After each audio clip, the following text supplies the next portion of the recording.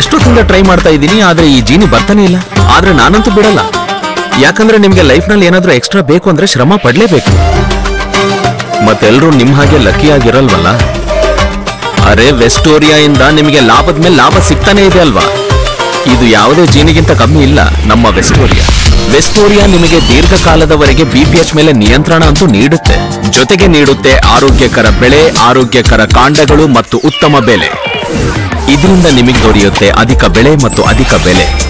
ಅಂದ್ರೆ ವೆಸ್ಟೋರಿಯಾ ನಿಮಗೆ ನೀಡುತ್ತೆ ಸುರಕ್ಷತೆ ಮತ್ತು ಸಮೃದ್ಧಿಯ ಜೊತೆಗೆ ಮನಸ್ಸಿನ ನೆಮ್ಮದಿ.